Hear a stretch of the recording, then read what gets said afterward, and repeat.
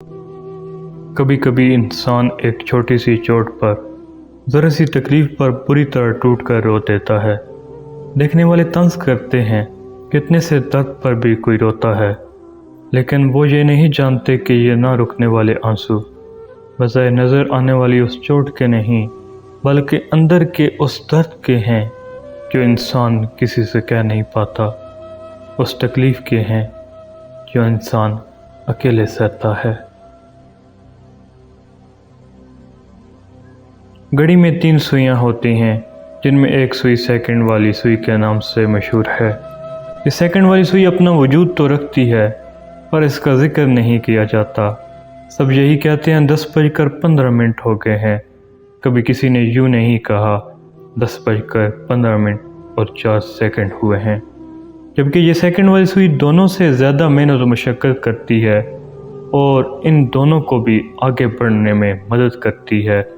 ہماری زندگی میں بھی بہت سے لوگ اسی سیکنڈ والی سوئی کی مانند ہوتے ہیں، جن کا ذکر تو کہیں نہیں ہوتا، لیکن ہمارے آگے بڑھنے میں ان کا کردار ضرور ہوتا ہے۔ قدر کیجئے ان اپنوں کی۔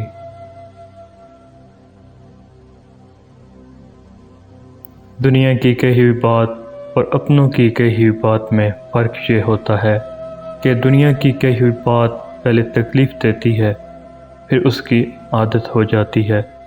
اپنوں کی کہی ہوئی بات کبھی عادت نہیں ہوتی، ہر بات سننے پر تکلیف پہلے سے زیادہ بڑھتی ہے۔ حقوق اللہ میں معافی شرط ہے اور حقوق العباد میں تلافی ضروری ہے۔ معافی اور تلافی کے بغیر والے کیس کا فیصلہ روز قیامت ہوگا۔ اپنے کیس کا فیصلہ دنیا میں ہی کروا کے جائیں، حشر کا معاملہ بہت نازک ترین ہے۔ اور پتہ ہے رب کی خوبصورت صفت کیا ہے؟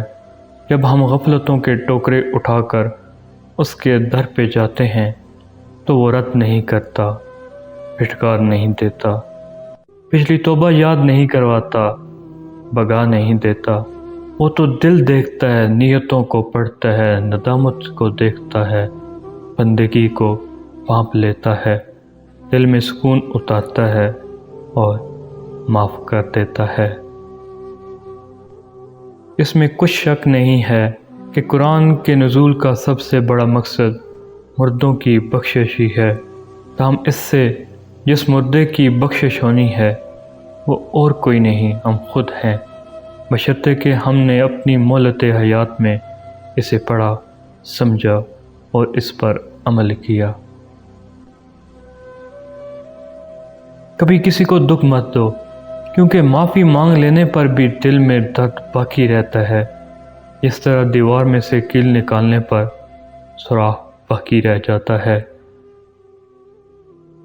کچھ لوگ آپ کی زندگی کی کتاب میں ایک قصے کی طرح ہوتے ہیں، جن کا کردار تو عارضی ہوتا ہے، پر ان کی کہانی آپ کی زندگی میں اہم چھاپ چھوڑ جاتی ہے، پھر وہ آپ کی زندگی میں یا تو سبق بن جاتے ہیں یا تجربہ۔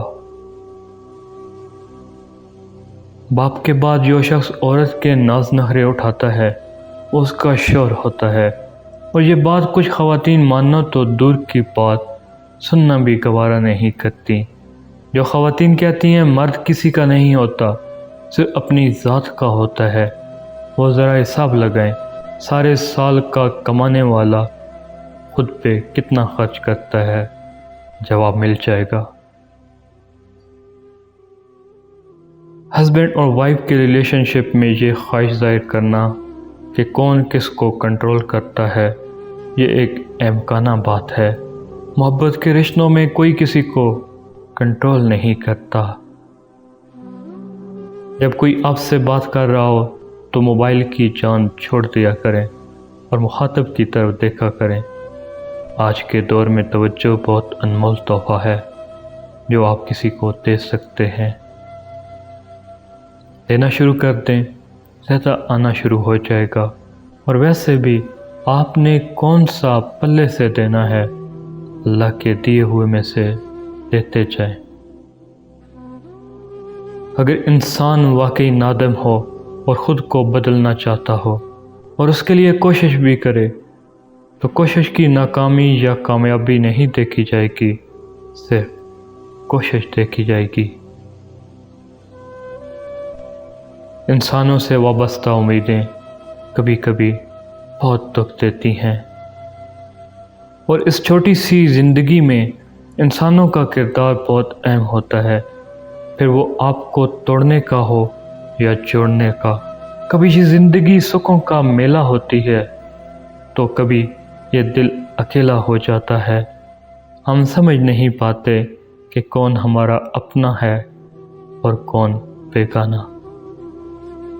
کبھی کبھی اچھا لگتا ہے سب کچھ جان کر انجان بننا، چپ رہ کر سامنے والے کی چالاکیاں دیکھنا، سامنے والے کی حد دیکھنا کہ وہ ہمیں بے وقوف بنانے کے لیے کہاں تک جا سکتا ہے۔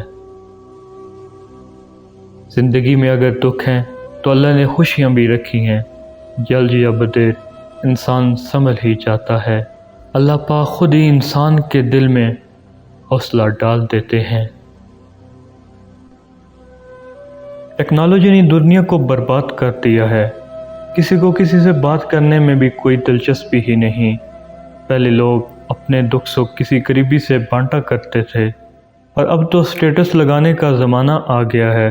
کہتے ہیں یہ زمانہ نیا ہے، ہم انسان لوگوں پر کم اور موبائل فون پر زیادہ بھروسہ کریں گے، انسانوں سے زیادہ موبائل سے محبت کریں گے۔ بدقسمتی سے اگر موبائل فون نے ساتھ چھوڑ بھی دیا تو ہم نیا لے لیں گے۔ شاید اس لیے لوگ انسانوں سے دور اور ٹیکنالوجی کے قریب ہوتے جا رہے ہیں۔